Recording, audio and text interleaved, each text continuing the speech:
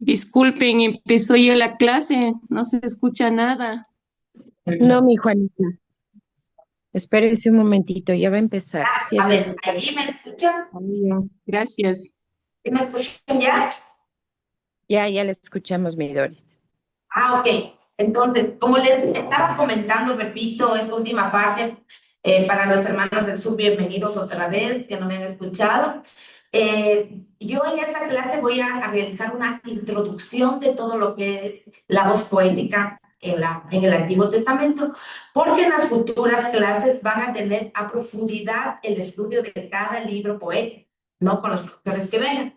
Pero aquí vamos a tener un panorama general para que ustedes puedan conocer los diferentes tipos y elementos de la poética bíblica y puedan ya tener un poquito más de conocimiento para lo que va a venir. Entonces, nosotros, ¿qué vamos a ver en la clase? Vamos a ver de forma general la poesía, de dónde nace, vamos a ver sus características y vamos a ver las características ya no de la poesía en general, sino de la poesía bíblica. Y dentro de las características de la poesía bíblica vamos a estudiar y analizar los elementos literarios de la poesía bíblica. Luego de analizar esos elementos literarios, tenemos también que mirar las funciones que tiene esta poesía bíblica. Y por último, vamos a hacer unos breves rasgos de las características de los principales libros poéticos en el Antiguo Testamento y con eso cerraríamos la clase. Entonces tenemos algunos elementos que abarcar y esperamos que estas 2 horas nos puedan alcanzar suficientemente.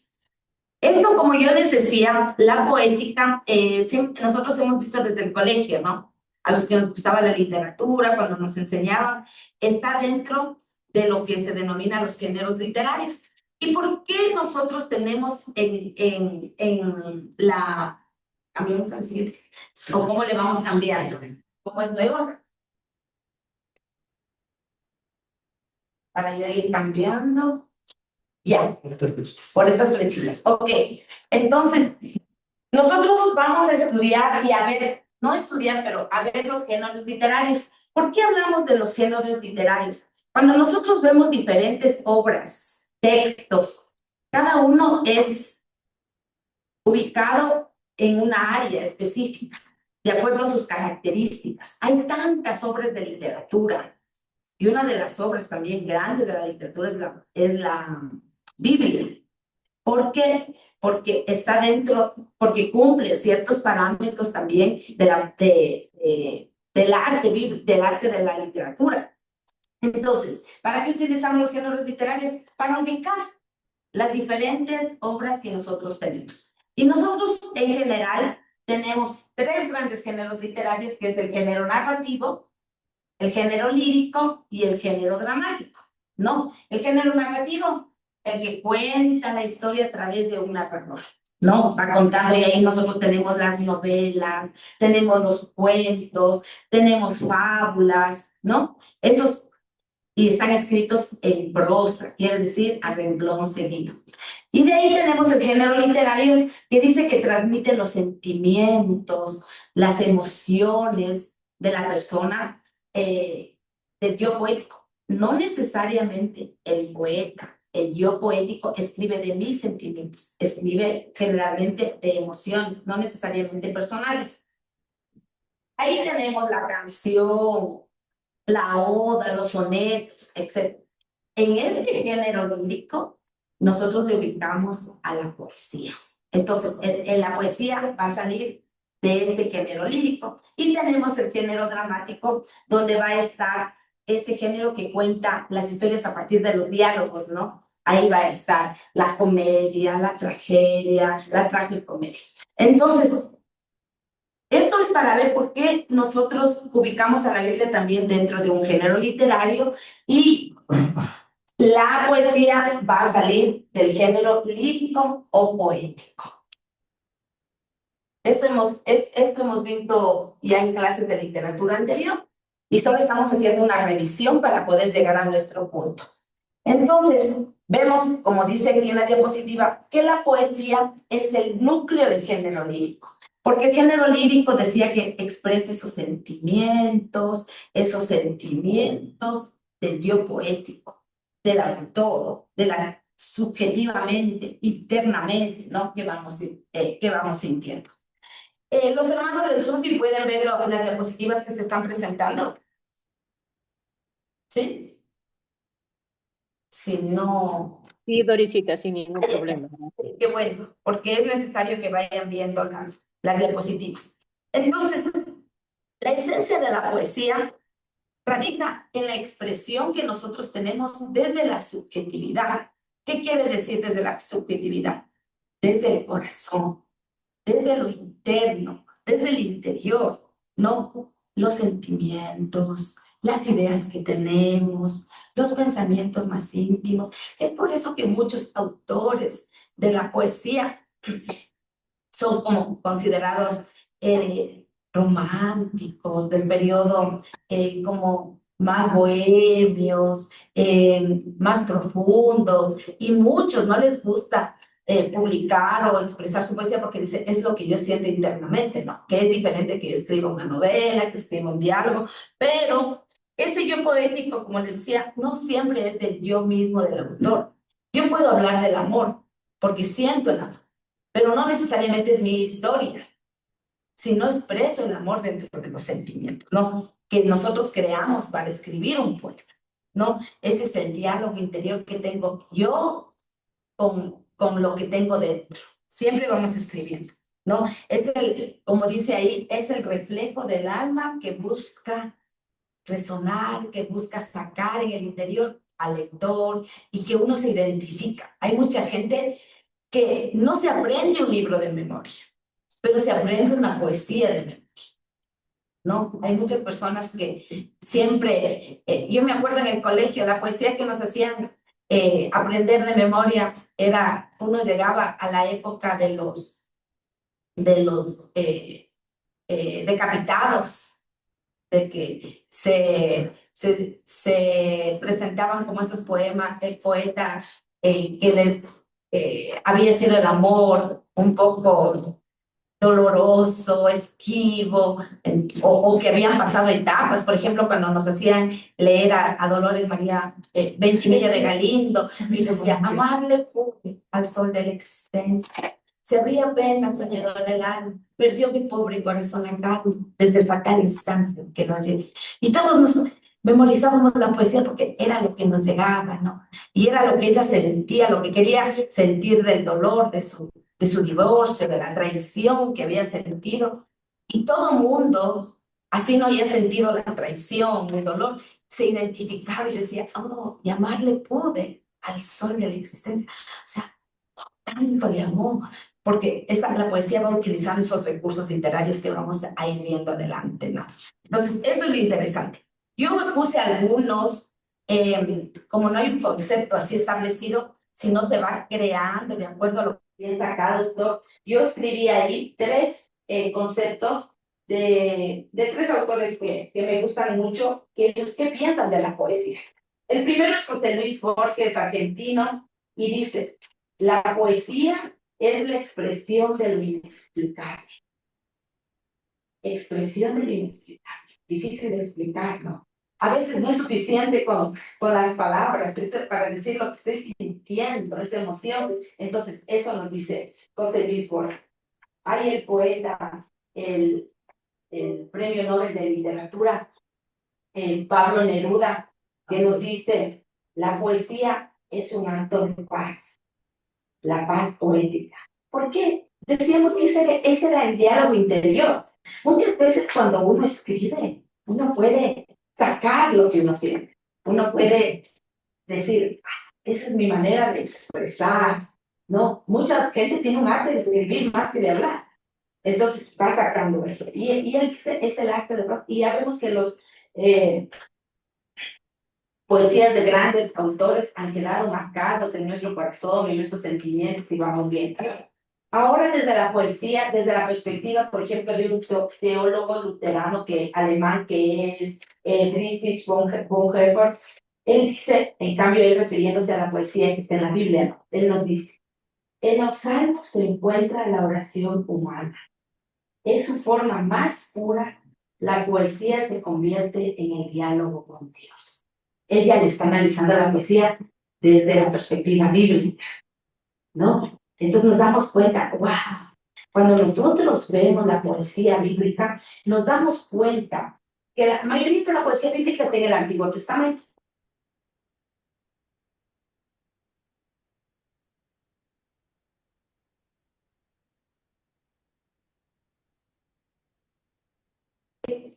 El 35% de los escritos en el Antiguo Testamento es poesía.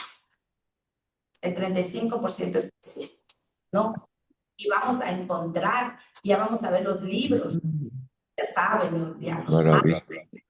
Lamentaciones, Cantar de los Cantares, Eclesiastés, un poco de Job, y así algunas cosas, pero es la mayoría de esos libros, o sea, esos libros son poesía pura, pero están, como están dentro del Antiguo Testamento, le marcan un gran porcentaje. Entonces, digo, perdón, por eso confirmo. Sí, ya vamos a pasar a eso para que ustedes puedan ver. Entonces, les estoy dando un ejemplo y ahí ya les voy a decir también las características de los principales. Por eso, cuando les expliqué el contexto general, dije que vamos a ver los principales libros. Yo les voy a dar un bosquejo general, pero va a venir los profesores que les van a decir, ok, ahora vamos a estudiar Salmos, la poesía de Salmos, la poesía de Job, la poesía de Cantares de Cantar, de los Cantares, de Eclesiastés. Entonces, ellos ya les van a ir explicando cada uno de esto, qué expresaba el autor, qué quiso decir en cada uno, porque cada uno es muy diferente, pero tiene poesía. Entonces, eso es en una regla general. Vamos a la siguiente, las características de la poesía. En general, no estamos hablando ahorita de la poesía bíblica, sino en general. Dice, lenguaje connotativo y simbólico. Dice, utiliza palabras con múltiples sentidos e imágenes, ¿no? Connotativo. No se limita al sentido literal de las cosas, sino que siempre busca evocar emociones e ideas, ¿no? Entonces, algo literal es, te amo, me gustas, eres bonita, algo literal. Pero en la poesía ya va más allá, dice, te amo con el corazón ardiente. No, por ejemplo, ya busca evocar esas emociones. Eres bonita como la luna llena. O sea, vamos a ver lo que ustedes presentan. Entonces, miren, ya empieza con ese lenguaje que da un significado y tiene un símbolo, ¿no? Entonces, esa es una característica de la poesía. Y eso vamos a ir viendo. Otra característica dice que tiene musicalidad y ritmo. No, no es que nos pone a bailar, no. Pero es porque tiene esos estándares establecidos que tiene, sobre todo la poesía antigua, porque la poesía moderna a veces ya no se escribe en prosa, ¿cómo se llama? A veces es en prosa, una poesía abierta. Es por eso como antes teníamos un poco más marcadas las métricas, hasta las canciones les hacían poesía. Los escritores, los autores que escribían poesía, ¿no? De los que nos gustaban, hasta sus letras eran poéticas para decir el amor, hasta a veces para hablar de cositas más delicadas entre parejas, todo tan sofisticado, tan bonito, no vulgar, ¿no? Cuando a veces vemos letras ya modernas que a nosotros nos coge de nuevo con las letras, ¿dónde iría el sentido del simbolismo, del arte, de la creación? Entonces, todo es literal y muchas veces directo y muchas veces fuerte. Entonces, mire, y antes cuando nosotros leía, yo escuchaba ya la música de mi papá, que escuchaba unos Panchos, un Roberto Carlos, y yo decía, ay, qué bonito, ¿no? ¿Cómo se demoraron en escribir? ¿No? Y así, Julio Jaramillo tiene una canción, nuestro, hablando de la poética en general, él puso en una de sus canciones la letra de uno de nuestros grandes escritores, Medardo Ángel Silva, El alma en los labios. No, tú eres... Ese es, bueno, ya no me acuerdo, estoy confundiéndome con otra, creo. Sí, no, el alma en los labios. Ya me iba a ir con el aguacate yo. Pero esa poesía, sí, él le puso, ahí los que ya pueden googlear en el me hacen acuerdo de cuál era el alma y los labios, se me cruzó con la otra canción. Y ¿qué más? Tenemos como tercer punto el uso de figuras literarias. En la poesía siempre vamos a encontrar esos recursos expresivos como la metáfora, el símil, la hipérbole. Eso ya vamos a ver más adelante para explicarles, ¿no? Pero la metáfora que dice el cabello blanco, Irnos a las 12 del lunes. a ver, ¿les escucho? ¿Se escucha, no? Ah, ok. Sí, no le escuchamos. Bueno, entonces, estas figuras literarias, vamos a verlas de una en una dentro de la poesía bíblica para que podamos entender con algunos ejemplos también de los textos bíblicos, que es lo que es nuestra intencionalidad. Como cuarto punto tenemos la intención estética y emocional. Entonces, la poesía no solo busca informar, decía, busca conmover, llegar, plasmar, hacer sentir, ¿no? Persigue la belleza del lenguaje, tanto en la forma como en el contenido, como les decía. Entonces, por eso es que a veces el que escribe poesía tiene que ver, a veces la rima que tiene que corazón, tiene que rimar con canción, aunque ahora no es muy escrito, pero busca la forma que llegue, que evoque, que no sea tan directo en decir las cosas. Eres linda como el viento, entonces buscamos un símil y así, etcétera, ¿no? Y la característica, una de las características más importantes es el verso, ¿no? No o prosa poética. La prosa poética es moderna, ya es como, escriben en prosa y se considera también poesía, pero tradicionalmente se escribe en verso, ¿no? Con renglones, como en renglones, así como escribíamos el himno nacional. El himno nacional sale de una poesía, ¿no? Escribe un poeta, porque cuando dice, ¿quién escribió el himno nacional? Poeta, escritor. Entonces nace de una poesía y nosotros cantamos. Cuando escribe un cantautor, hace poesía, escribe en forma de poesía, no escribe como Noel y cantamos, ¿no? Estoy hablando de las canciones que llegan, que inspiran. Entonces, eso es la característica de la poesía. Ahora sí, vamos a entrar en la materia para poder abarcar con el tiempo y vamos a llegar a pasar a la poesía en la Biblia, que es el tema que a nosotros nos ha traído acá, ya mirando a grandes rasgos lo que entendemos como poesía. ¿Hasta aquí alguna pregunta? A ver. En cuanto al curso, nos va a dar digamos, todo el contenido de lo que es el Antiguo Testamento, con formado, cómo se estructura. No, yo les voy a dar los libros que forman parte de la voz poética del Antiguo Testamento, porque no todos los libros del Antiguo Testamento forman parte de esta línea. Los que sí forman parte, sí, en forma general. Y después cada profesor profundizará a lo largo de todo el trimestre cada libro que se mencione. ¿Ok? Ya, gracias, hermano. Entonces, ¿qué es la poesía en la Biblia?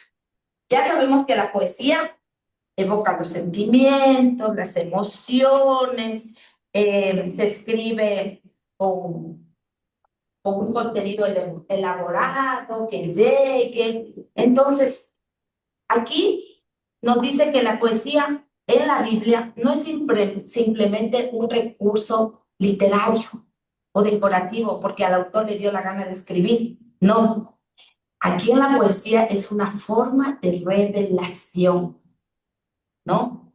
Los profetas, los sabios, los salmistas utilizaron la poesía para comunicar los misterios de Dios, las luchas que teníamos nosotros como humanos y las verdades eternas. Entonces, toda esa fusión de Dios, y su grandeza, su poder, su amor, su misericordia, todo lo que abarca y las luchas que tenemos el alma humana aquí en la tierra, cada quien con nuestras necesidades, con nuestros deseos, con nuestros dolores, con nuestras alegrías, con nuestras luchas, con nuestras victorias, etcétera, etcétera. Todo eso la poesía bíblica quiere mostrar. Entonces, por eso dice que la poesía bíblica es una de las formas más ricas y fundamentales de expresión dentro de la Biblia, especialmente en el Antiguo Testamento, como ya les dije, hay un 35% casi de poesía en el Antiguo Testamento, ¿no?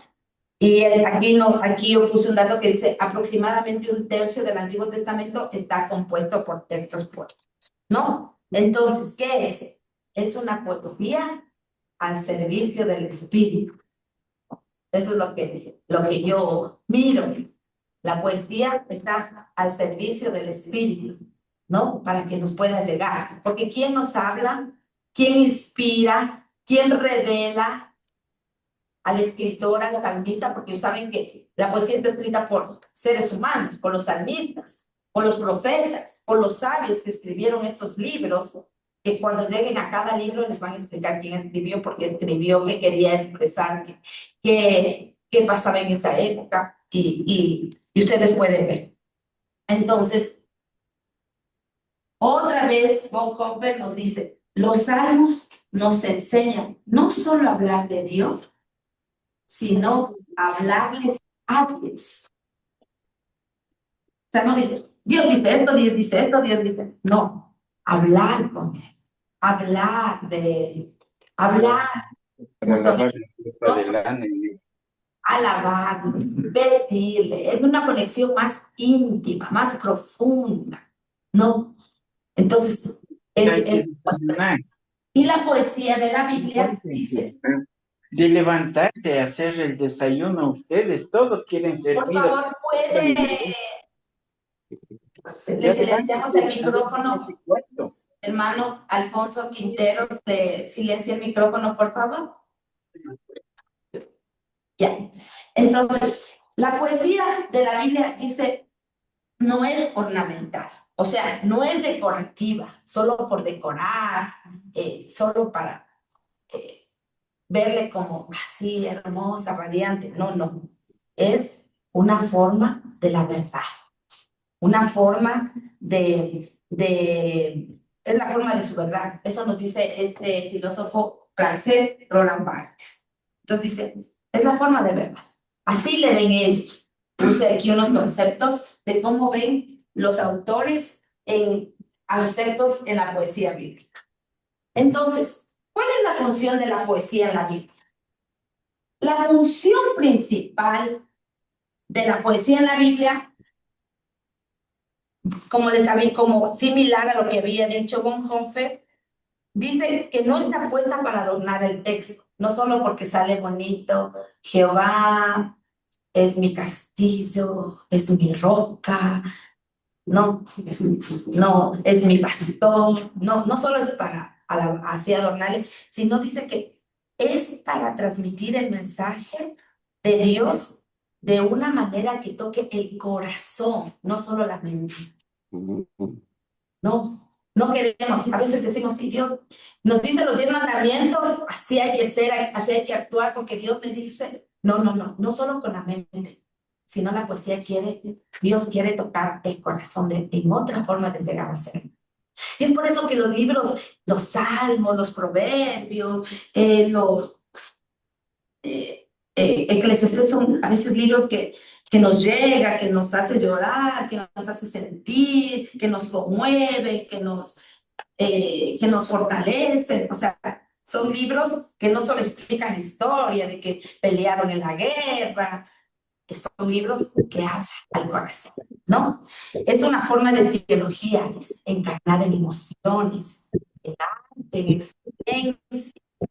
Sirve para orar, primero, para enseñar, para consolar, para recordar y para celebrar esa relación con Dios, ¿no? Vamos a seguir ya.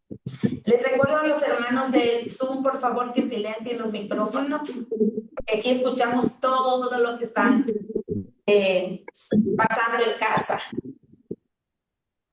Ok, entonces, miren cómo vamos llegando a esta función principal, ¿no? Transmitir el mensaje de Dios de la manera que toque el corazón. ¿Ok? Esta es la función principal. Pero hablando desde la literatura, hablando desde el estudio, tenemos tres funciones principales que las vamos a ver aquí. ¿Sí? La poesía bíblica va a cumplir tres funciones principales, ¿no? Que no son solo literales, decorativas, ¿sí? Sino que también son profundamente espirituales y pedagógicas. ¿Por qué pedagógicas? Porque enseñan, que nos dejan un mensaje, porque transmiten algo para educarnos. Entonces, ¿cuáles son las tres funciones principales? Primero, expresar emociones profundas. ¿Sí? La poesía da voz a las emociones del alma por medio de imágenes, de ritmos, de lamentos, de cantos, de celebraciones. Recuerden que decíamos que la poesía viene del género lírico. Y lírico viene de ese instrumento llamado lira. Y con la lira, los autores cantaban, creaban y cantaban, no para expresar todo lo que sentían. Entonces, la poesía es un canto. Es lo que nos está diciendo, porque medio de imágenes, de ritmos, de lamento, esos cantos, David cantaba. Y esos escritos que cantaba formaban parte de la poesía. Entonces, es súper importante, ¿no? Entonces, es un género que no solo buscaba presentar o dar una historia, sino que era un despliegue de analizar, de expresar el mundo íntimo, el mundo del sentimiento, a base de la musicalidad y el ritmo como era la lira. Entonces, ahí viene el género lírico y poético, entonces, porque da musicalidad. Entonces, expresa alegrías, dolor, tristeza y todas las cosas. Entonces, esa es una función principal que vamos a ver dentro de la poesía bíblica, el expresar las emociones. Otro es enseñar las verdades espirituales, porque tiene una connotación pedagógica. Entonces, la poesía bíblica, perdón. De este punto dice por medio de imágenes. ¿Es porque rostros tristes? ¿A eso se refiere? Ya, sí, las imágenes representan símbolos. Sí, entonces, por ejemplo, puede ser el vuelo de los pájaros, el valle de sombras. Sí, son imágenes que representamos y por medio de eso nosotros vamos a ver, hay unos textos que dicen, por ejemplo, una imagen, es una imagen, no una significación, una piedra. Y me dice que en vez de decirme que tengo el corazón duro, que eres un corazón que no siente, que es un corazón, dice, un corazón de piedra. Y todo el mundo creo que entiende que es un corazón de piedra.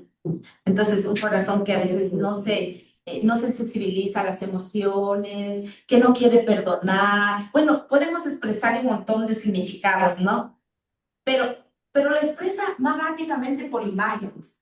La imagen de la piedra, que es una imagen que tiene un significado, a eso se refiere, ¿no? La imagen y la relación. Entonces dice, cámbiame el corazón de piedra. Entonces, ahí, eso es por medio de imágenes, ¿no? Para que quede un poquito más claro, porque de eso vamos a ver mucho dentro de la poesía, ¿o sí? Y el I2, como estábamos diciendo, va a enseñar las verdades espirituales. Entonces, comunica esas enseñanzas sobre Dios, la vida, el sufrimiento, la justicia y la fe de los seres humanos. Porque es esa relación entre los dos. Porque hay que escribir a alguien.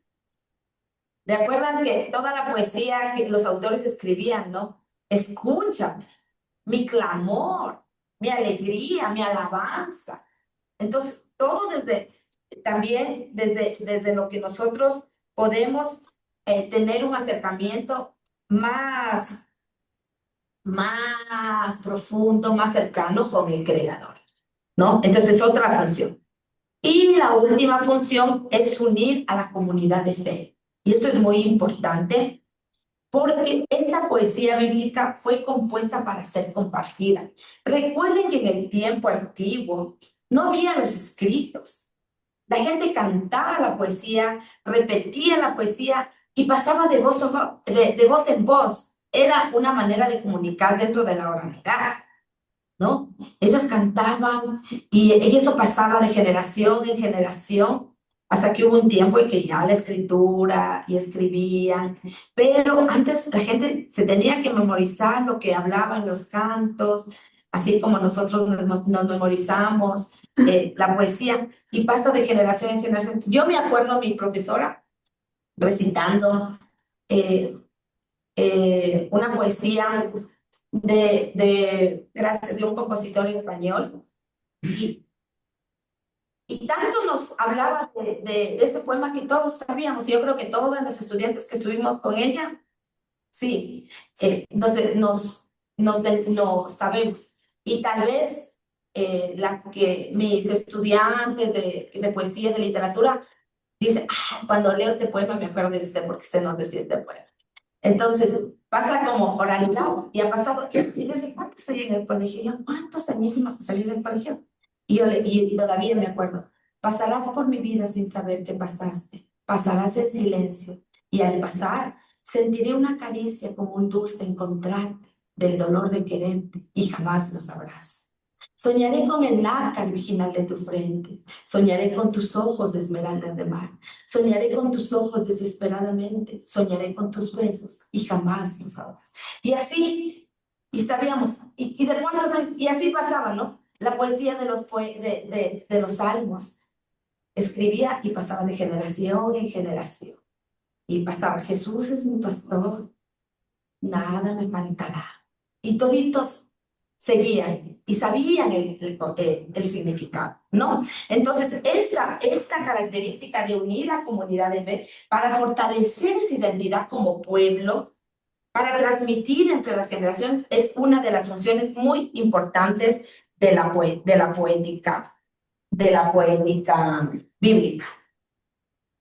Ahora, a diferencia de la poesía moderna, que se suele apoyar en rimas, en métricas, en estructuras visuales del verso, la poesía bíblica se construye sobre tres aspectos muy importantes, sobre tres características muy importantes, que son el paralelismo, las imágenes simbólicas y la función oral y comunitaria, que ya vamos a ver.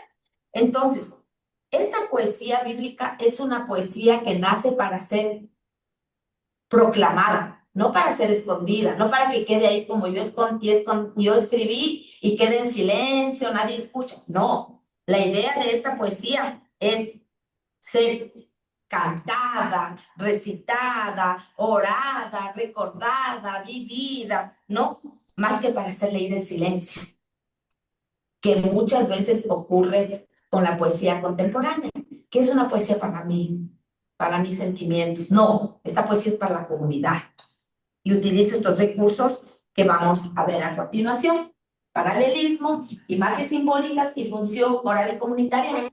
No tanto la rima, la métrica, sí, pero con estos elementos. Entonces, vamos a ver el paralelismo a breves rasgos y después vamos a ver los tipos de paralelismo que ahí está y ahí entramos ya en materia para nosotros ir descubriendo cómo se escribió cada texto. Entonces, dice que el paralelismo, estos son conceptos, ¿no? Si no entienden, me preguntan y todo, pero sí van a entender ya con los ejemplos y con los tipos de paralelismos. Dice, es una técnica literaria, porque hablamos de técnicas, de herramientas literarias que se utilizan aquí en obras, no solo a veces en la literatura, en la Biblia, sino en obras literarias antiguas, ¿no? Y es que consiste en repetir ideas o estructuras gramaticales en versos consecutivos. y hay diferentes formas. Entonces, en la repetición que había, es como que nos entraba, como que nos queda, como que entendemos. Estos recursos se utilizan mucho en la poesía hebrea. Es un recurso. Yo digo, yo quisiera aprender el hebreo y saber cómo se escribió en el original esa poesía, porque nosotros al hacer las traducciones hemos tratado de que esos elementos literarios se mantengan, pero es más complicado en las traducciones que ver escrito en el original el paralelismo que se nota, la repetición constante, la repetición que se nota el énfasis, que hacer una traducción ya del lenguaje original. Y yo estoy hablando desde la poesía hebrea. Entonces los chicos o las personas que profundizan en ese idioma, ¿no? Con el que se escribió, debe ser maravilloso entender los paralelismos en la lengua original. Pero las traducciones han tratado de mantener esas formas y tratar que ya cuando se La traduce, doctora me ha se escrito a las mantenga. 2 de la mañana, pero me ha puesto, será desde las 10, le puse. Puede ser más Entonces, antes, le dije, doctorito. el Ya le paralelismo confirmo. dice, Doctora, debe estar llamando. hermano Ramiro, por favor.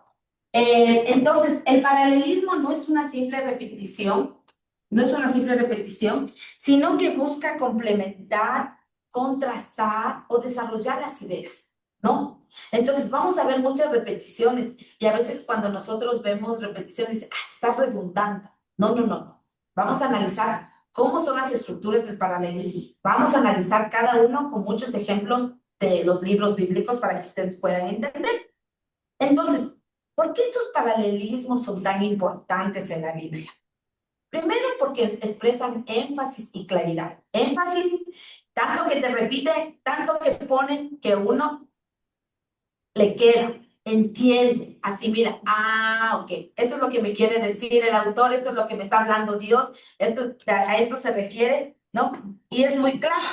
Entonces, refuerza, se vuelve más claro en todo sentido lo que estamos leyendo. Memorización.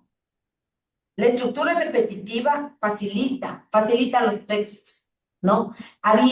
Nosotros a veces memorizamos y no nos damos cuenta que es parte de una de las figuras literarias, los trabalenguas. 3 tristes tigres comen trigo en un trigal, qué clase de...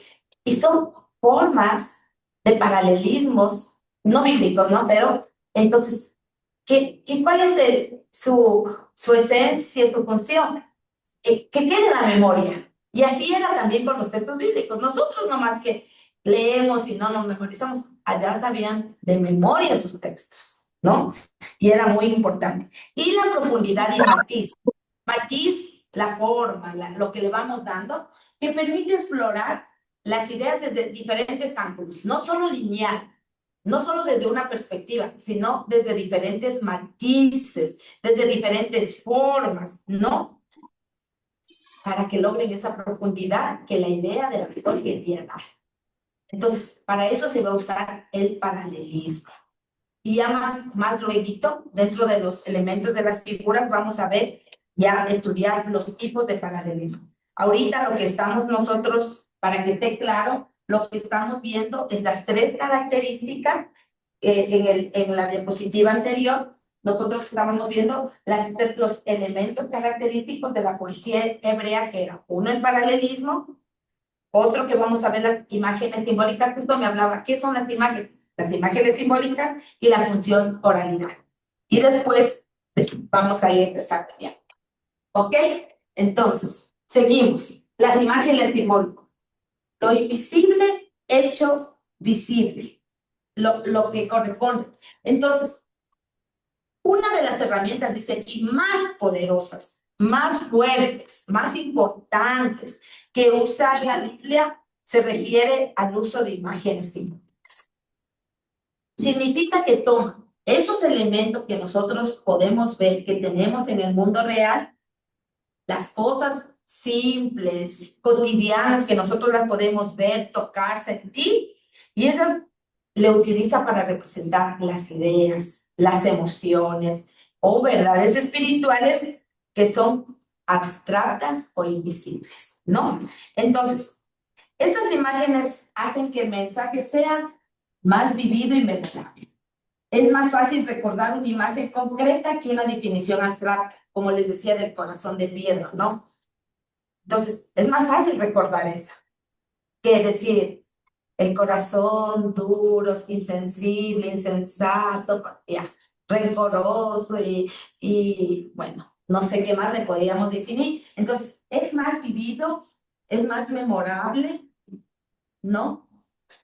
Fuerte, como un roble, dice. Tú eres fuerte, o las fuerzas, dame las fuerzas del águila.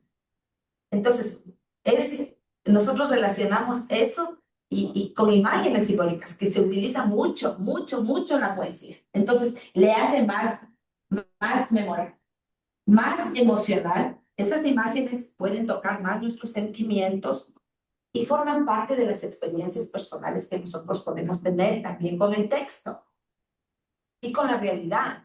Muchas veces leemos el texto de la poesía y del libro y decimos, esto es lo que yo estoy viviendo. Y nos gusta, ¿sí? Es más comprensible, se hace más accesible a ese dolor, a ese significado complejo. Lo podemos nosotros acercar y lo hacemos más familiar. Entonces, eso es una de las características de los elementos que utilizamos las imágenes sensibles. Uno era los paralelismos, dos eran las imágenes simbólicas. Lo invisible hecho visible, ¿no? Por ejemplo, voy a ponerles aquí un ejemplo de imágenes simbólicas. Dice, Jehová es mi roca y mi castillo. Salmo 18:2. La imagen, ¿cuál es la imagen? La roca, firme, fuerte, dura, está en un lugar alto, inaccesible. Y un castillo, ¿qué significa?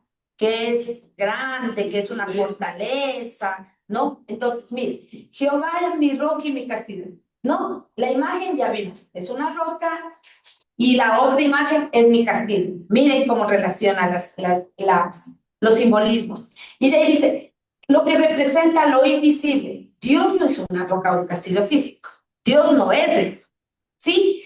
Pero comunica la protección absoluta, ese refugio que podemos tener con Él, la seguridad, la defensa ante cualquier amenaza. Sí, al decir Jehová es mi roca, el salmista que escribió está expresando esa confianza total que tiene en Dios.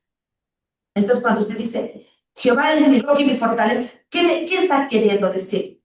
Que Él me va a cuidar, que Él me va a proteger, que Él me va a mantener firme, que no voy a caer, que si estoy en la depresión, que si estoy en el abandono, yo sigo. Entonces, mire cómo esos simbolismos que se van usando aquí, vamos nosotros haciéndoles más vividos, más vivenciales, como decimos. Otro ejemplo les puse aquí del Salmo 42:1, que dice, como el ciervo brama por las corrientes de las aguas, así clama por ti, oh Dios, el alma mía. Dice, ¿no? Entonces, ¿cuál es la imagen? Un ciervo. Dice, el ciervo sediento, un animal, quizás perseguido, quizás exhausto, un ciervo, un animal. No, ¿qué representa lo invisible? Esa poderosa comparación, ya vamos a ver los símiles, que son unas figuras literarias, que ilustran esa intensa necesidad de ser espiritual del alma por Dios. No, dice, clamo por ti. No es solo un deseo, es una urgencia, es un signo de algo vital, es una añoranza, como la de que un animal necesita beber el agua para sobrevivir, porque si el ciervo no bebe el agua, no va a vivir, y si nosotros no tenemos a Dios, Dios no está con nosotros, no podemos seguir. Entonces, esas similitudes, ¿no?, que vamos utilizando en las imágenes simbólicas hace que la poesía en el Antiguo Testamento sea muy importante. ¿Sí van entendiendo esto cómo va haciendo, no? Entonces, así se va utilizando. Y parte también Jesús también utilizó parte de poesía iba a decir con las metáforas. No son metáforas. Él no les enseñaba directamente, sino siempre les explicaba por medio de enseñanzas, ¿no? y les decía una comparación de la realidad, de ejemplos. ¿Cómo se llama? Parábolas, parábolas. Entonces, ese es también una forma, pero que no está dentro del Antiguo Testamento, pero es otra forma también de explicar metafóricamente, simbólicamente, las cosas que están pasando, ¿no? Entonces, miren, esto es la segunda característica de la imagen. No hay queda más clara también la pregunta de la hermana. Entonces, ¿cuál es la diferencia entre la poesía moderna y bíblica? Aquí les puse un cuadrito. No dice. En la forma, primero, dice que la poesía moderna a menudo usa rima, métrica, verso libre. Pero la poesía bíblica se basa en el paralelismo, en la repetición y en el ritmo. Entonces, esa es una diferencia. Recuerden, no tiene mucho la poesía moderna esos paralelismos que podemos encontrar en la Biblia. El contenido en la poesía moderna puede ser variados, amor, sociedad, crítica, dolor, pero en cambio en la poesía bíblica el contenido siempre va a ser el Dios, la vida humana ante él, la sabiduría, el sufrimiento, la fe. Entonces es una pequeña diferencia. El propósito de la poesía moderna va a ser estético, emocional, reflexivo, ¿no? Me ayuda. En cambio, en la poesía bíblica va a ser teológico, porque viene de Dios, litúrgico y espiritual. Entonces, y el estilo, en la poesía moderna siempre va a ser el estilo subjetivo. Yo amo, ¿no? Y jamás lo sabrás, para mí. Pero aquí es comunitario, oral, para ser memorizado, para ser cantado, alabado, difundido. Entonces, es una forma de las diferencias de la poesía bíblica. Entonces, no se preocupen que todo esto está en las diapositivas que ya compartí para que les puedan compartir en el grupo también y puedan tener Ahora sí vamos a estudiar los elementos literarios en la poesía hebrea. No sé si hasta aquí tienen alguna pregunta. Es verdad, conceptos, pero necesitamos entender, así la introducción para poder entender los conceptos de lo que estamos leyendo. ¿Aquí hay alguna pregunta? ¿En el Zoom hay alguna pregunta? Y si no, entramos en materia. Hay un mensaje ya. A ver, nos va a leer el mensaje. ¿Qué dice el mensaje? 8. Justo tengo una hora perfecta para terminar con la segunda parte, que es la más profunda. Hablando de poesía, el hermano Jonathan Álvarez dice, hablando de poesía y los sentimientos que nos despiertan, este sentimentalismo puede ser confundido con el arrepentimiento. En este caso, ese arrepentimiento de nuestra vida de pecado resulta un tanto espurio, sentimental o ético. ¿Es suficiente para nuestra salvación? Bueno, la poesía es una forma literaria, hermano Jonathan, de expresarlo, de expresar el salmista. En los salmos que hemos visto ha habido poesía de arrepentimiento. Entonces, nosotros sabemos dentro de qué es lo que nos da la salvación, ¿no? Sabemos qué es lo que nos da la salvación, que es Cristo. En esa época no había Cristo, ¿no? Había solo la relación que tenían con el Padre, con Dios. Entonces ellos, la forma, y tenían, para ellos encontrar la salvación, tenían que cumplir la ley. Esa era la forma de salvación de ellos, el cumplimiento de la ley. Y el no cumplir la ley ya les dejaba fuera de la salvación de Dios. Así era en el Antiguo Testamento. No es como ahora nosotros aceptamos a Dios y estamos a Jesús, estamos seguros. Pero entonces, por ejemplo, tomando un ejemplo de David, que hizo tantas cosas incoherentes, malas, absurdas, muchas veces, hasta llegar a matar a alguien. Entonces, él expresó ese arrepentimiento en sus escritos. Y yo creo, y vemos, ¿no? Aunque analizando los textos, Dios le perdonó, o sea, Dios le dijo, tú tienes el corazón similar al mío. El que más asimila el corazón a Dios es de David. Y siendo que David es un asesino, y siendo que David hizo muchas cosas malas, pero ese arrepentimiento genuino que él tuvo hizo que Dios le pueda mirar como el hombre que tiene el corazón más cercano a Dios. Entonces, funcionó. Ahora yo aquí no puedo decir sí. Yo creo que Dios siempre va a escuchar nuestra forma de arrepentimiento, ¿no? Pero sabemos que la forma de nosotros ahora para ser salvos, Dios nos puede perdonar, sí, pero la salvación únicamente ahorita es Jesús.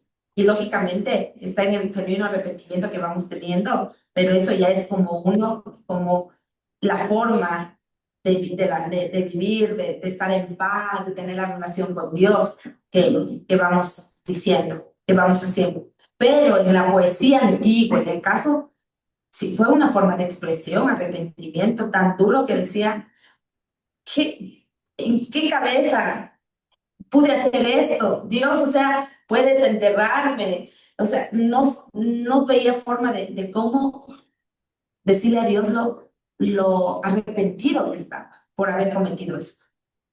Y eso podemos ver, y yo digo, ay, uno a veces no se atreve a escribirle eso a Dios, no, perdóname, no pude hacer esto así, tan profundamente como lo hizo él. Y podemos nosotros, ¿no? Y eso puede ser. Entonces, continuamos con los elementos literarios de la poesía hebrea, porque esto es donde más nos vamos un poquito a tardar, pero es más, ya entramos en materia de la poesía bíblica, con el paralelismo que ya vimos anteriormente. Solo como conceptos vimos el paralelismo, pero ahora sí lo vamos a entender. ¿Por qué es tan importante en la Biblia? Porque dice que el paralelismo es el corazón estructural de la poesía hebrea, o sea, es el corazón, es la esencia. No es un adorno ni una técnica secundaria, sino que es la base misma de su forma de escribir y transmitir el mensaje. Esto vamos a encontrar mucho en el Antiguo Testamento. Entonces, nosotros vamos a ver aquí las características del paralelismo, énfasis y claridad, ¿no? Va a dar muchas ideas al lector para que pueda entender, para reforzar los mensajes. Vamos a ver la memorización, como ya vimos, esa repetición que nos ayuda a entender el mensaje, que nos facilita la comprensión, que esa era algo crucial en la cultura oral que ellos mantenían, y la profundidad y el matiz para explorar por diferentes ángulos, ¿no? Eso ya vimos, pero les vuelvo a poner porque vamos a entrar en materia del paralelismo. Ahora, el paralelismo tiene cuatro tipos de... Tiene cuatro Yo tenía tipos... que checar 10 para las 6, ¿no?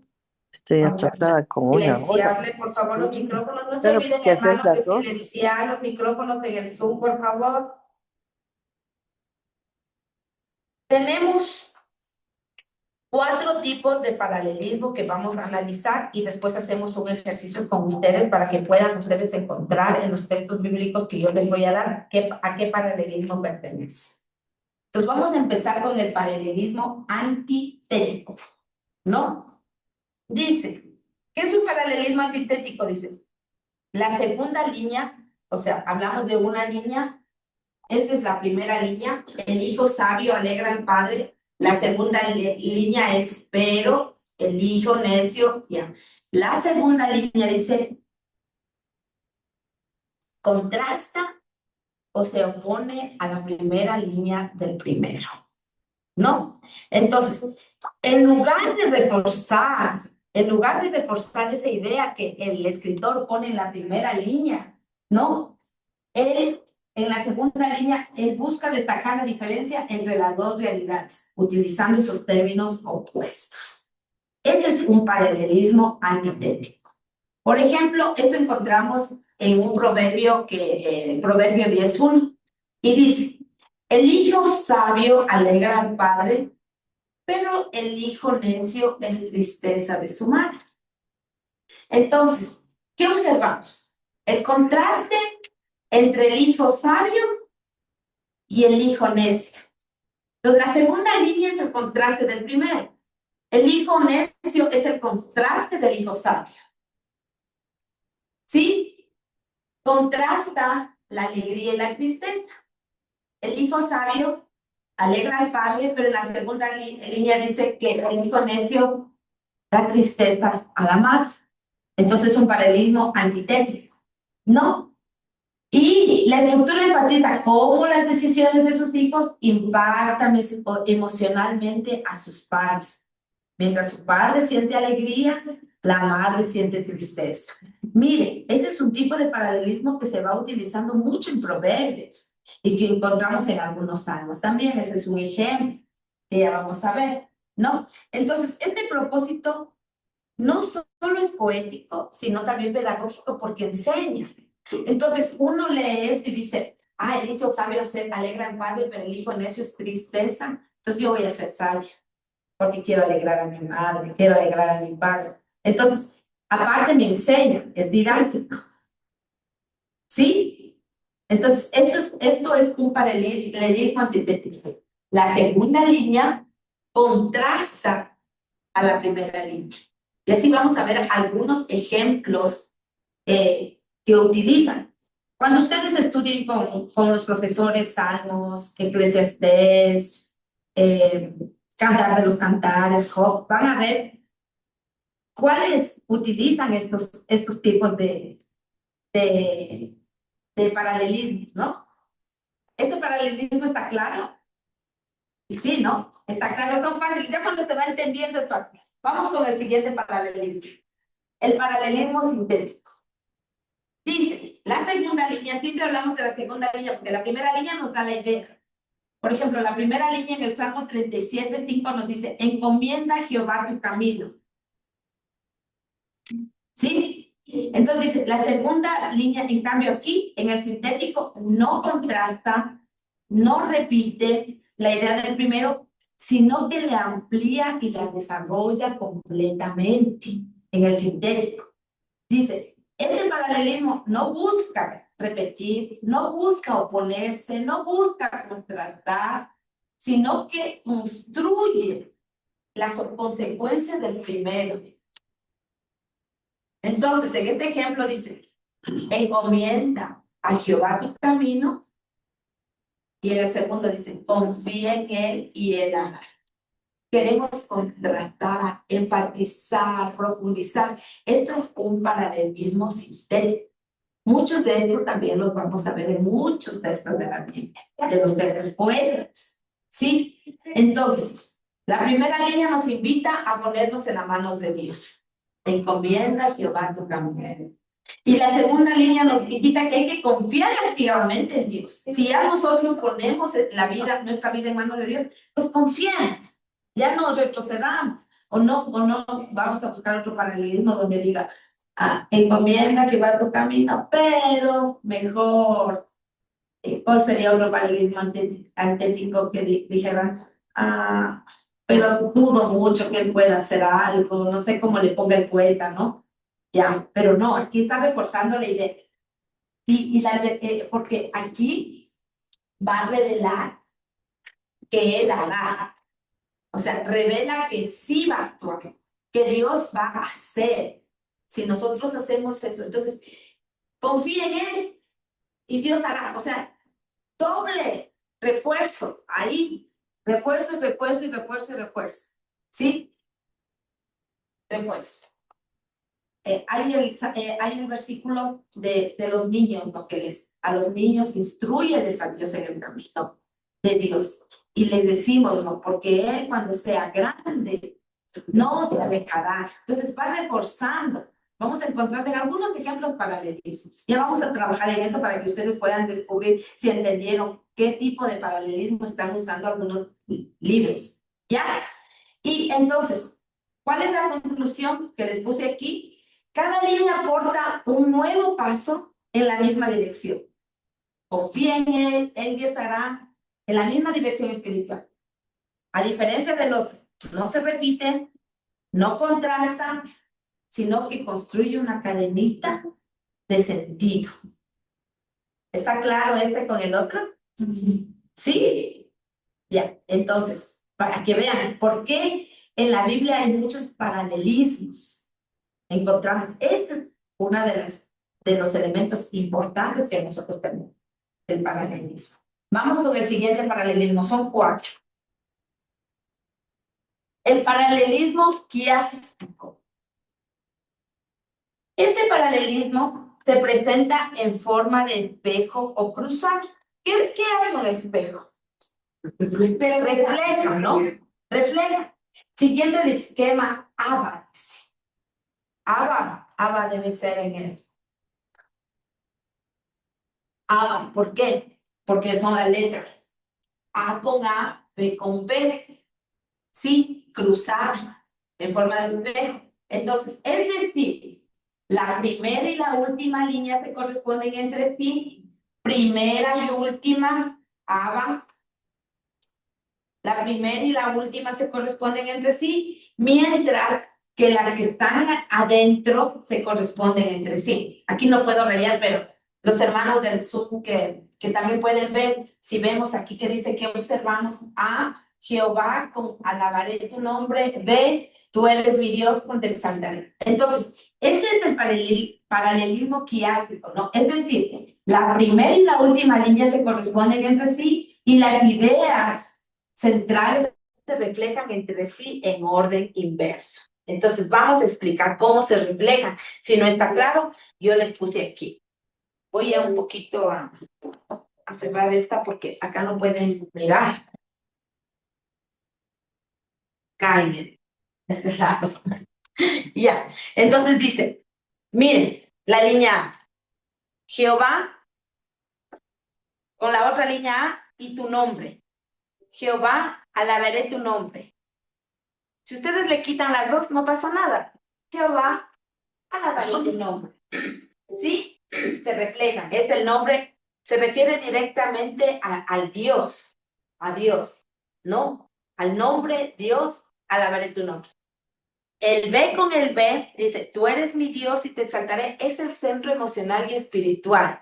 El orador reconoce y responde. Yo exaltaré tu nombre, tú eres mi Dios y te exaltaré.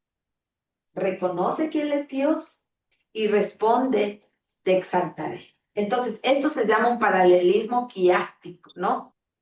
En forma de ABA. A con A, B con B. ¿Sí? Eso se utiliza mucho. Y si se reflejan entre sí en orden.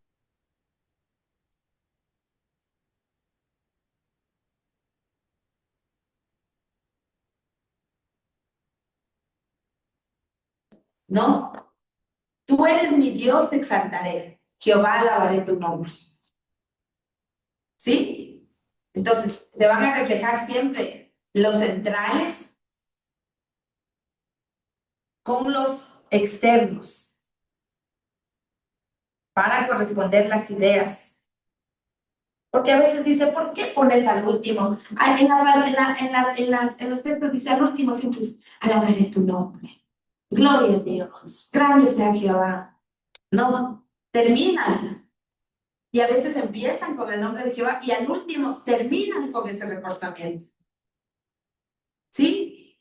Entonces, ¿por qué? Porque esa es una forma de paralelismo. No es porque al autor le dio la gana de así se hizo, no. Esto es intencionalmente hecho. Entonces, busca. Lo estamos buscando, si vemos en textos largos, podemos mirar. Pero esto sí nos van a compartir en el viernes. Sí, todas las diapositivas ya pasé a Alejandra para que les pueda pasar al grupo, entonces pueden tener. Yo saco copias así, tengo, porque para mí es más fácil que mirar. Entonces, aquí en el paralelismo quiástico, vamos viendo esa forma cruzada, ¿no? Que tiene para seguir el esquema A. El anterior estaba más que. El otro estaba más claro, pero bueno, ya vamos a ver otros ejemplos, a ver cuál le puedo decir de quiástico. Veamos si tengo yo aquí un ejemplo a la mano. Ya le voy a ver.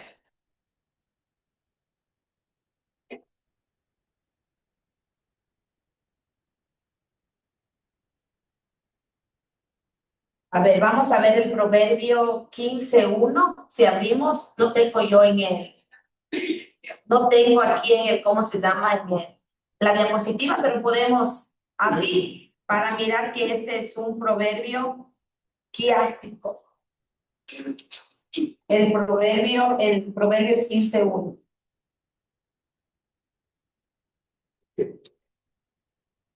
No, 15:1. Déjenme ver cuál es.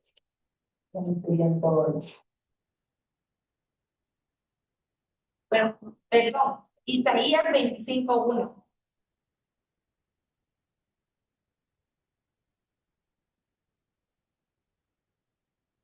Isaías 25:1. Sí, lea por favor. Solo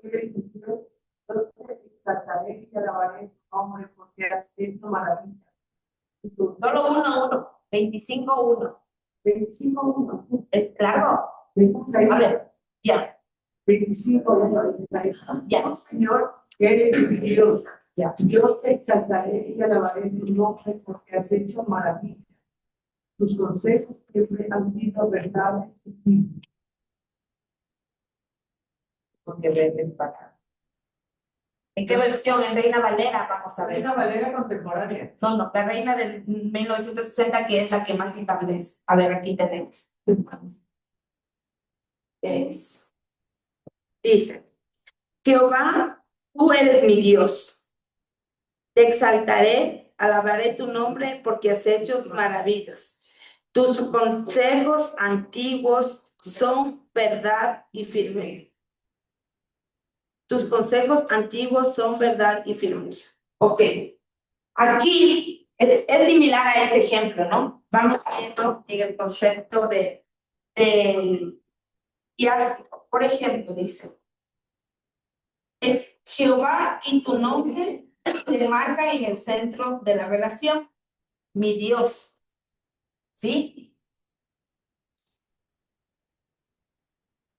Y la acción te exaltaré se enmarca con que tú has hecho maravillas. O sea, es el reflejo cruzado siguiendo el ejemplo. O sea, porque nosotros, si seguimos este ejemplo, dijéramos, Jehová, tú eres mi Dios, tus consejos antiguos son verdad y firmeza. No cambia la esencia, entenderíamos, ¿no es cierto?, sin que el texto central se interponga. Si ustedes le ven, dice, Jehová, tú eres mi Dios, tus consejos antiguos son verdad y firmeza. Y el siguiente también se entiende por sí solo sin que tenga la primera y la segunda. Te exaltaré, alabaré tu nombre porque has hecho maravillas. Le interrumpiría eso a la idea entre las dos. No. Pero en otros textos que yo le quito, no leo el centro, no voy a entender la idea general. O sea, si yo le digo, Jehová, alabaré tu nombre, entiendo. Si digo, tú eres mi Dios, te exaltaré, entiendo. Pero si en un texto diferente le quito los dos o le quito la esencia del centro, no voy a entender. Pero aquí sí voy a entender. Aquí en el 25 dice, Jehová, tú eres mi Dios. Tus consejos antiguos son verdad y firmeza. Y sigue en el centro, te exaltaré, alabaré tu nombre porque has hecho maravillas. Entonces, eso es un paralelismo quiástico, ¿no? Siguiendo este esquema, la primera y la última idea se corresponden entre sí y las dos centrales se corresponden entre sí. Porque si Jehová, tú eres mi Dios, no se va a unir con alabaré tu nombre. No, alabaré tiene que unirse con te exaltaré. ¿Sí? Ya, esa es la idea. Esa es la idea más o menos. Sí, es un poco más complicado, pero eso es la idea. Aquí directamente hablamos del nombre, aquí directamente hablamos del centro emocional. Igualito que está pasando en Isaías. Vamos con el paralelismo sinonímico. Con este es el último que terminamos para hacer el ejercicio y así podemos entenderlo. En la práctica es donde podemos entender mejor. ¿Sí? Este paralelismo La segunda línea o los siguientes, cuando hablo de la segunda línea es que nosotros, el salmista pone la primera línea y nosotros vamos a analizar la segunda, la tercera, la cuarta. La segunda línea o las consecuentes repiten la misma idea de la primera, pero usando palabras diferentes. ¿Sí? Dice, o una formulación ligeramente distinta. Es decir, lo mismo, pero dicho de dos maneras. Vamos con el ejemplo. Los cielos, en el Salmo 19:1, tal vez los que no puedan mirar, dice, los cielos cuentan la gloria de Dios. Esa es la primera línea. La segunda línea, el firmamento anuncia la obra de sus manos. Entonces, ¿qué observamos aquí? Cielos y firmamentos son sinónimos que se refieren a ese espacio. ¿Sí? Los cielos cuentan la gloria. En la segunda línea, el firmamento anuncia la obra de tus manos. Cuentan y anuncian. Expresan esa acción semejante de comunicar. No dicen lo mismo, pero utilizan sinónimos, ¿no? Y la gloria de Dios y la obra de sus manos también se relacionan con su creación. Entonces, al bajo dice, refuerza lo mismo, dice casi lo mismo, pero con otra formulación de oración. Entonces, los cielos cuentan la gloria de Dios, el firmamento anuncia la obra de tus manos. Entonces, ¿qué es como conclusión? La segunda línea no introduce una línea nueva. No es como el paralelismo que estuvimos viendo, el sintético que reforzaba, que aportaba, ¿no? No, que daba un paso más allá. En cambio, no. No introduce una cosa nueva, sino que vuelve a decir lo mismo, pero desde otro ángulo o con palabras diferentes. Entonces, es diferente. Entonces, recuerden, teníamos el paralelismo antitético que contrapone las ideas, el paralelismo sintético que refuerza la idea principal y crea otras ideas. Teníamos el paralelismo quiástico, que es cruzado, la primera se enlaza con la segunda y las ideas centrales con ellos sin perder la esencia del mensaje. Y el último, que es el sinónimo, que la primera línea habla lo mismo que en la segunda, pero con otras palabras. Entonces, estos tipos de sinónimico vamos a encontrar, de paralelismos, perdón, vamos a encontrar en todos los libros poéticos de la Biblia. Entonces, aquí yo voy a poner, hermanos del Zoom,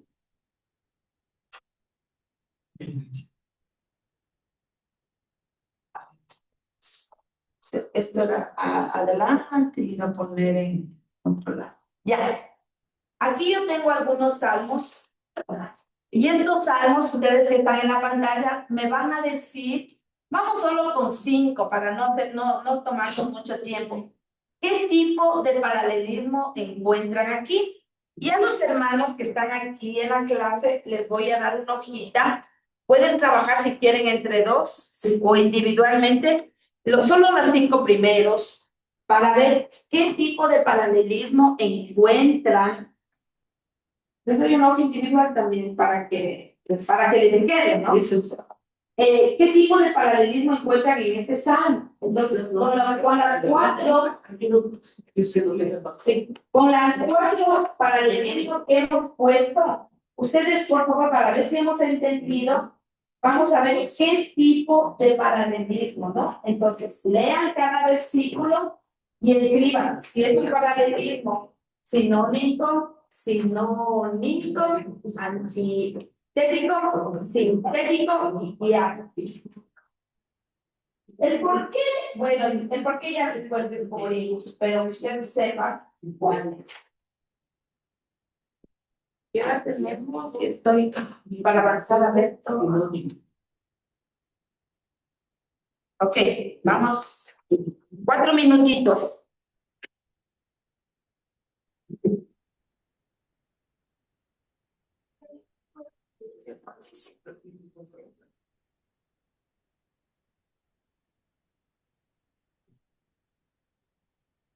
No va a haber todos, si no importan todos, no importa el que esté en los 5 primeros.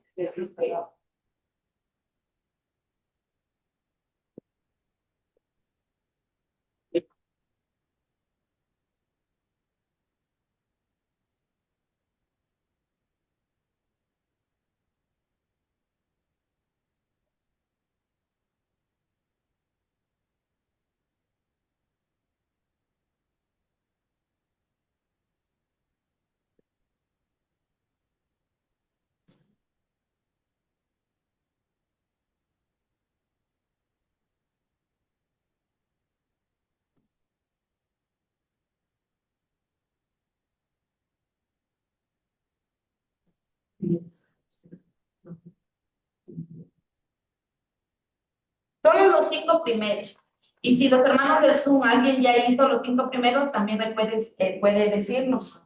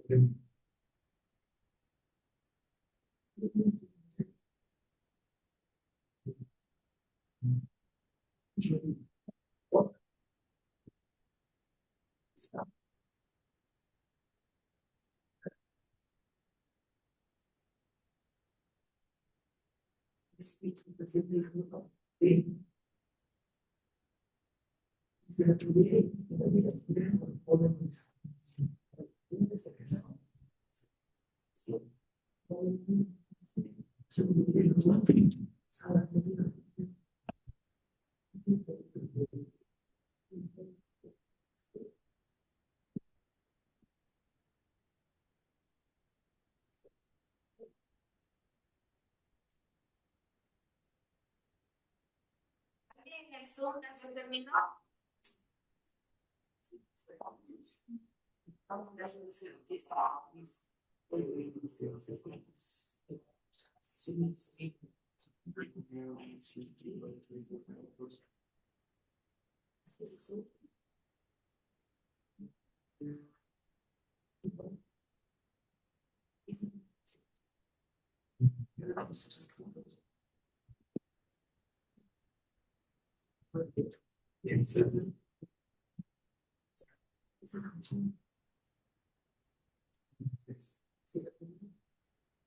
Ya, vamos a ver el primero, porque tenemos todavía muchas cosas que ver, entonces, ¿cuál era el primero? Salmo 27. Jehová es mi luz y mi salvación. ¿De quién temeré? Jehová es la fortaleza de mi vida. ¿De quién he de atemorizarme? ¿Qué es? ¿Qué encontraron? A ver, ¿quién quiere hablar?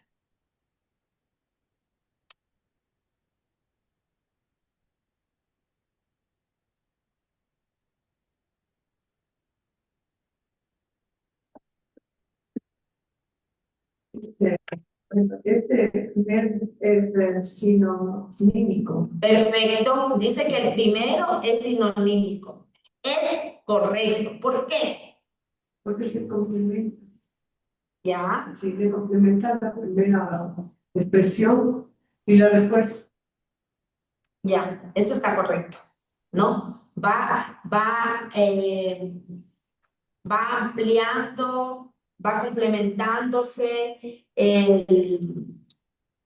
¿cómo se llama? La segunda parte repite la idea, no, la primera parte repite la idea de la segunda con otras palabras, salvación, luz y fortaleza de mi vida. Esa es porque es sinónimo.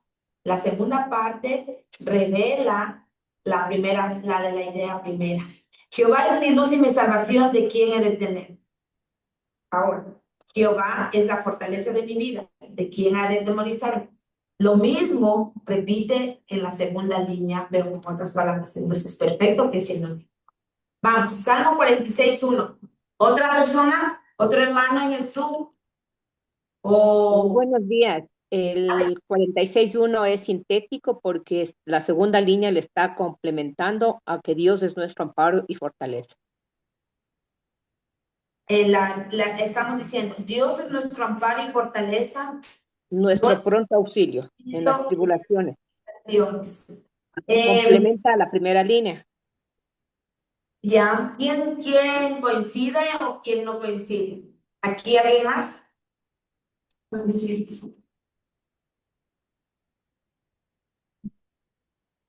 Este es un sinonímico también. Sí. Porque la segunda línea repite y refuerza la primera línea usando otros términos. Amparo, fortaleza, auxilio. Sí. También se puede tener algo de que sí, sintético, de que refuerza. Pero si nosotros vemos bien, está repitiendo las palabras, los términos de amparo, de fortaleza y de auxilio. ¿Ya, mi hermana? ¿Qué piensa? ¿Está de acuerdo o no? Sí. ¿Qué dicen? Puede tener las dos figuras. Puede tener, si es que le aumentamos un poquito, se le aumentaría otra palabrita que no, por ejemplo, Dios es nuestro amparo y fortaleza, nuestro propio auxilio en las tribulaciones. ¿De quién ha de temer? Le aumentó algo que ya no tiene la primera línea, se convierte en sintético porque yo dio un aporte. Pero repite lo mismo en la misma idea, entonces se queda más como sinonímico. De acuerdo. ¿Sí? Ya, pero está muy bien. La otra también. Sí parece nuestro pronto auxilio. ¿No? En las tribulaciones también. Ok, pero yo también sí podría ponerle de la otra. Bueno, la literatura tampoco no es que esté enmarcada que sí es. Puede tenerla. Y si leemos el siguiente versículo que hacia dónde va, entonces también podemos entender, porque a veces aquí los versículos se complementan, así sea el siguiente versículo que viene, se complementa, ¿ya? Y ahí también nos puede ayudar. Vamos con el Salmo 1:3. ¿Quién tiene? Yo le puse que es sintético. Es sintético, dice la hermana. ¿Por qué? Porque amplía como que desarrolla la primera. Perfecto. Salmo 1:3, será como un árbol plantado junto a las corrientes del agua, que da su fruto en su tiempo y sus hojas no caen y todo lo que hace prospera. Es sintético, es perfecto porque desarrolla, tiene mucha razón. Está muy bien entendido. Entonces, cada línea desarrolla más la imagen del árbol, del lugar, del fruto, de la hoja, del resultado. Es perfecto. No está repitiendo, no está diciendo lo mismo en otras palabras, no está oponiéndose y no está en la línea A. Perfecto. Muy bien, hermana. Vamos con el 4. Salmo 23:4. Aunque ande en valle de sombra, este siempre es nuestro favorito, ¿no? ¿Qué es lo que tanto estamos leyendo aquí? ¿Qué paralelismo encontramos en este que siempre nos leemos? En el Zoom, ¿alguien? ¿Qué dice María Elena? Perfecto, María Elena. ¿Por qué es sintético? Está muy bien lo que dice. ¿Por qué? Bueno, yo les voy diciendo. Porque las líneas van añadiendo razones para no temer, desarrollando la presencia y la protección de Dios, ¿no es cierto? Dice, aunque ande en valle de sombra de muerte, no temeré mal alguno, porque tú estarás conmigo, tu vara y tu callado me fundirán aliento. Es sintético. Perfecto. Perfecto. Y vamos con el último. Los otros les dejo como tarea. Me mandan a ver para ver si estaba bien. Es que no tenemos mucho tiempo, tenemos media hora, uy, ya 20 minutos y todavía me faltan las figuras literarias. Vamos. El 5, Salmo 24:1. De Jehová es la tierra en plenitud, el mundo y los que están en él habitan. Salmo 20, ¿qué es?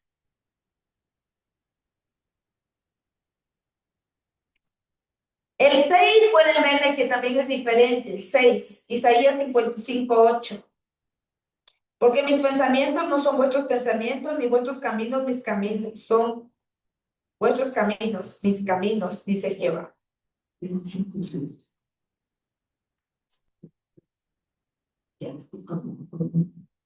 Ya. En el 5 es un sinonímico, explicación, repetición de la misma idea. La tierra sin plenitud equivale al mundo y los que habitan.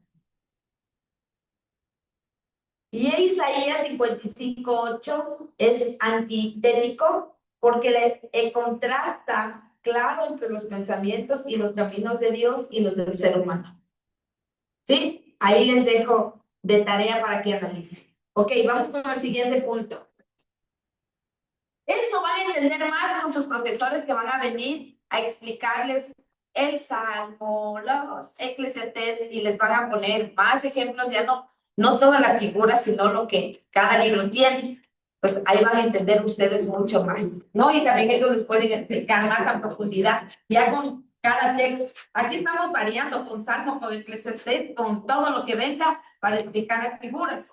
Pero ya ustedes en cada clase van a ir reforzando y van a salir expertos en poética del Antiguo Testamento. Ya, ahora vamos a ver algo que es muy importante, las figuras retóricas. Las figuras retóricas es una forma especial de usar el lenguaje para enriquecer la expresión del mensaje. Es decir, que las cosas de forma literal se usan imágenes, comparaciones, exageraciones, personificaciones para provocar reflexión y belleza. Y la poesía bíblica, las figuras retóricas ayudan a que lo invisible se vuelva visible y lo espiritual comprensible. Entonces aquí vamos a utilizar las metáforas, los símiles, la hipérbole, todo esto que nosotros ya nos enseñaron en el colegio, pero vamos a utilizar dentro de la poesía bíblica. ¿Ok? Símil. Primero, una figura retórica. Compara dos cosas, comparación, similitud, símil, utilizando los conectores. Un conector es cuándo, qué, ¿no? Conectores cómo, cuál, así como, para establecer una comparación explícita y directa entre dos elementos. Entonces es un símil. Dice, como la flor del campo, así florece el ser humano. Como la flor del campo, miren, ya utilizo un como. Como la flor del campo, así florece el ser humano. Es un símil, ¿por qué? Primero, usa un como, que dice el concepto, usa un conector. Se asocian dos elementos. El ser humano, ¿con qué le compara? Con la flor del campo, ¿no? Y se transmite una verdad espiritual existencial a través de una imagen sencilla y natural. Como la flor del campo, así florece el ser humano. El ser humano no florece. El que florece son los árboles. Pero el florecer nos da la idea de que así surge, así se levanta, así tiene un nuevo mañana, un nuevo despertar, una nueva esencia, una nueva aura, un nuevo comienzo, muchas cosas. Compara con esto. Entonces, ese es un símil que se utiliza mucho en poesía. Muy facilito, ¿no? Pasamos al siguiente. De este también vamos a hacer otro ejercicio. La metáfora. Metáfora escuchamos, nosotros vemos en todos lados en la poesía, es lo más común. Sí, la metáfora compara dos cosas afirmando que la una cosa es la otra, no comparando de cómo, sino y afirma, y afirma, sin usar conectores explícitos. Este no usa cómo, no utiliza cuál, así como no, sino que ya afirma. Es una comparación explícita y más potente, dice. Vamos a ver en el Salmo 119:5 que dice, lámpara es a mis pies tu palabra. No dice, mis pies es como las lámparas, es como lámpara. No, él dice, lámpara es a mis pies tu palabra. Lo que quiere decir que la lámpara ya ilumina el camino. O sea, él ya dice que esa es la metáfora. La lámpara es a mis pies tu palabra. O sea, que la palabra es la lámpara.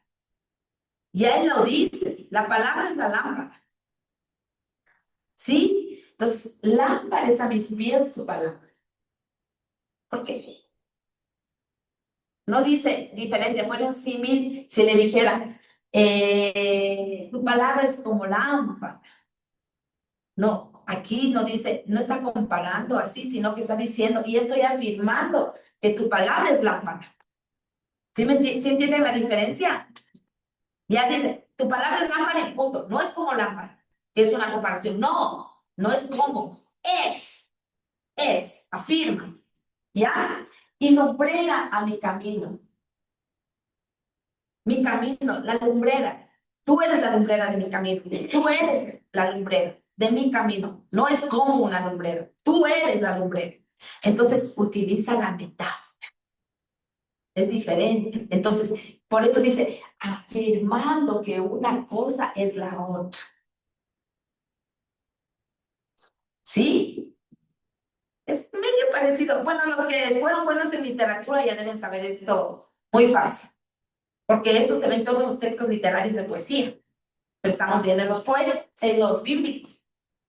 Entonces, significado, la palabra de Dios ilumina el camino de la vida y nos da una dirección clara. ¿No es cierto? Eso es lo que está diciendo.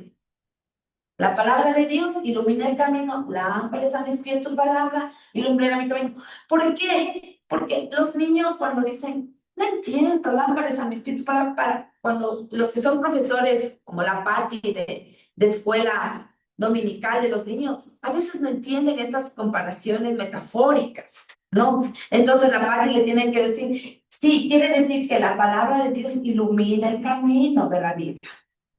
Y te va a dar una dirección clara, por eso es la lumbrera en el camino. Entonces, ella le va a explicar con otras palabras, porque para los niños a veces es muy difícil entender la metáfora que Dios quiere dar. Porque para ellos el pan es pan. El pan no es, como quien dice, el pan es alimento, ¿no? Para comer, para ellos el pan no es una ave o el pan no es, qué sé yo, que le podemos dar una similitud como, ¿qué podemos decir el pan? El pan llena el estómago, para eso, o sea, todo es puntual. Después nos van enseñando a utilizar la metáfora, ¿no? ¿Ya? Ok. Siguiente, para terminar, para avanzar. Personificación.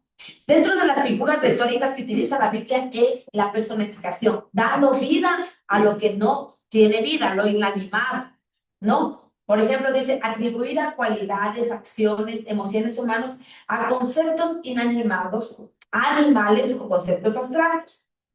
Por ejemplo, aquí pusimos un salmo de 76:17 de la Reina Valera de 60, que dice, te vieron las aguas, oh Dios, te vieron las aguas y temieron. Los abismos también se estremecieron. Las aguas pueden ver. Los abismos se pueden estremecer. No, los abismos tienen miedo. No, pero le da esa cualidad. Le da esa cualidad. La imagen, las aguas, un elemento inanimado de la naturaleza. Los abismos en profundidades mar son descritos como que tuvieran capacidad de ver o de estremecerse o de temer o de tener miedo.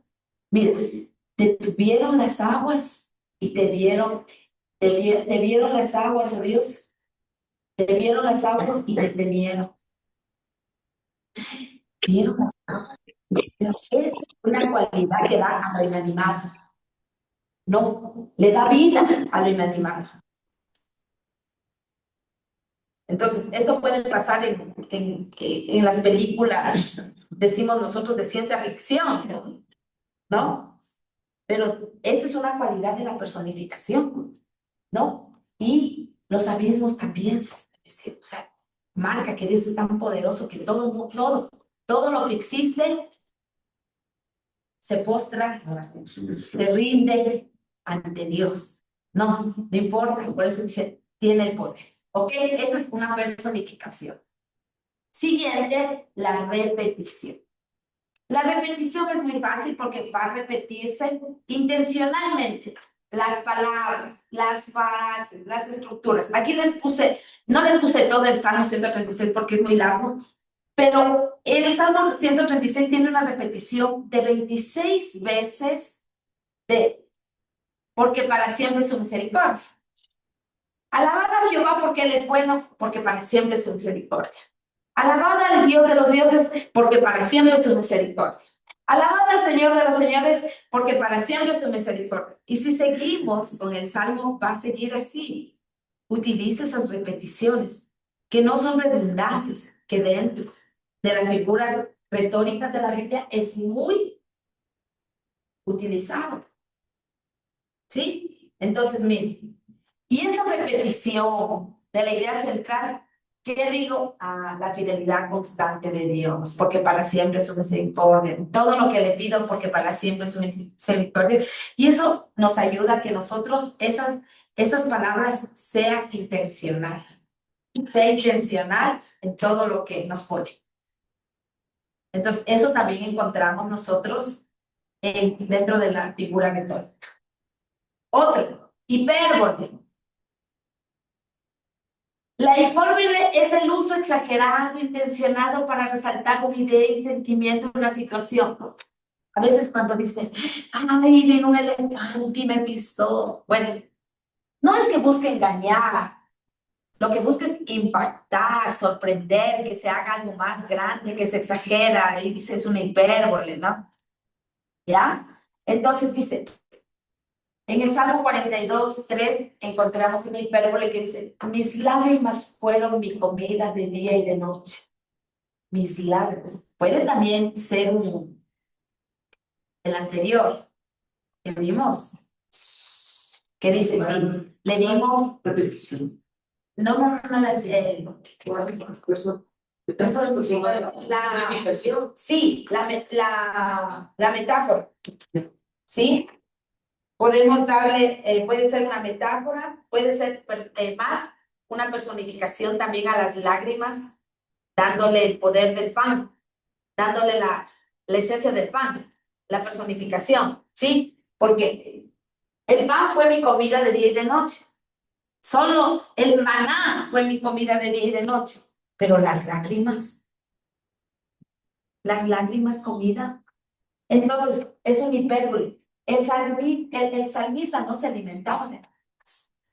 Pero este hipérbole comunica la profundidad del dolor y su lamento constante al punto de que su pena lo consumía y lo acompañaba en cada momento. O sea, era su comida.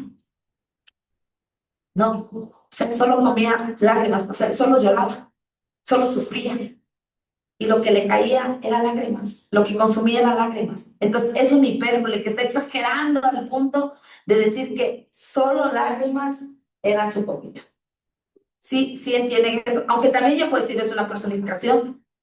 Le doy la personificación a las lágrimas de ser un alimento, pero está en este extremo del hipérbole, de esa exageración, ¿no? ¿Qué podemos definir? Mis lágrimas fueron mi comida y de día. Sí les da esa intencionalidad de que ¿cuánto sería el dolor? De día y de noche las lágrimas. ¿No? Ok. Vamos con otro. Solo esta se puede. Aquí bueno, 5. Les voy a dar un ejercicio. Aquí está.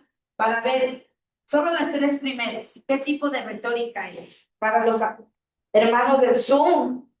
¿Qué tipo de retórica son las 3 primeras? Porque no tenemos mucho tiempo. Y para los hermanos de aquí les voy a dar una hojita para que trabajen qué tipo de retóricas, figuras retóricas encontramos en estos versos y diferentes de los ejemplos.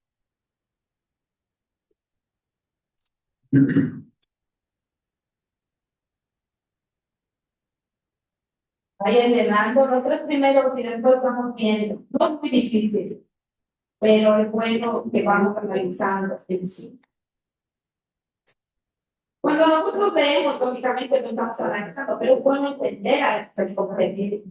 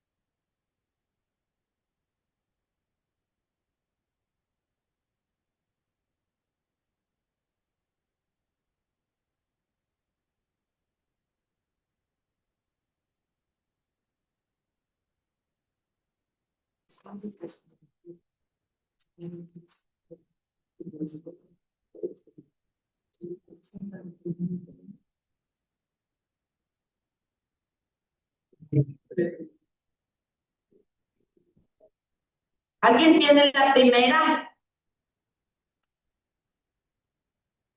Para que vayamos viendo.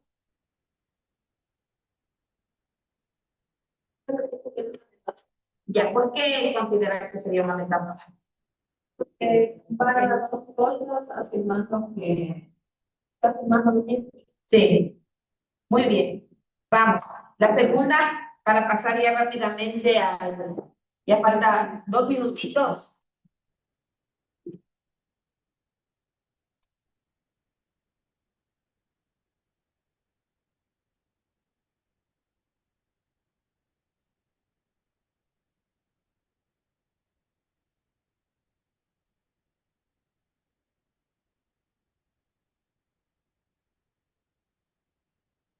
¿Alguien en el Zoom tal vez?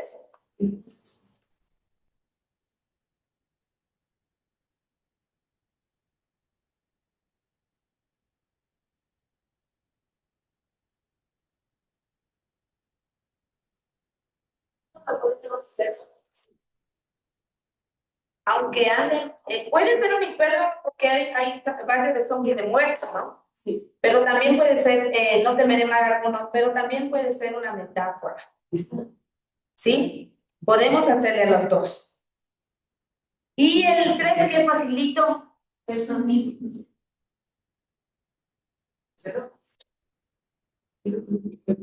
Sí. Símiles más. Símil porque dice el conector como. El justo florecerá como la palmera. No le está poniendo una característica a la palmera, le está haciendo una comparación. Y crecerá como los cedros del Líbano. Igual está haciendo una comparación, ¿no? Ok, vamos con lo último. Los libros poéticos en el Antiguo Testamento que ustedes van a ver en las siguientes clases, para que ustedes ya tengan una idea, ya saben las figuras retóricas, los paralelismos. Van a ver Job. Los libros poéticos en el Antiguo Testamento, ¿no? Estos son los libros. Van a ver el Job. Job tiene una forma de diálogos poéticos entre Job y los amigos, sus amigos y Dios. Va a contener dramas poéticos, va a contener antítesis, va a contener imágenes vividas. Eso van a ver con su profesor. Este es lo siguiente libro que van a ver es Salmos, ¿no? En el Salmos van a encontrar repeticiones de paralelismos, repeticiones y paralelismos, representar la gama de emociones humanas ante Dios y los cantos en comunidad, que era una de las características. Siempre la comunidad ha expresado todo lo que quieren decir, ¿no? Las experiencias. Hay una colección de 150 poemas litúrgicos. Siguiente, Proverbios. Acá van a ver consejos poéticos, refranes, sentencias, el lenguaje es rápido, es condensado. Van a encontrar muchas antítesis y comparaciones en los proverbios, enseñanzas éticas, familiares, sociales. Cantar de los cantares. Ahí van a encontrar muchas imágenes naturales y sensoriales. Ahí van a encontrar hipérboles, símiles, ¿no? Y alegorías aquí, que es una nueva figura literaria que también les van a explicar. Este sí es un poema lírico y sensual en la forma del diálogo. Ahí entra también una comparación en el amor de Dios, con el amor humano y vamos viendo. ¿Ok? Y lamentaciones, lenguaje desgarrador, emocional, profundo, que expresa, colectivo de arrepentimiento y oración en medio del juicio y la pérdida, ¿no? Estos son poemas de duelo que están organizados en acrósticos hebreos. Eso también les explicarán en su momento. ¿Ok? Con esto, quiero que alguien me diga, ¿qué le dijo Dios por medio de la poesía? ¿Alguien de aquí o alguien del sur? Que me habla. Que le habla. ¿Ok?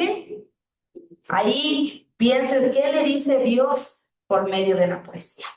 Muchas gracias y con eso terminamos con las justas nuestra clase del día de hoy.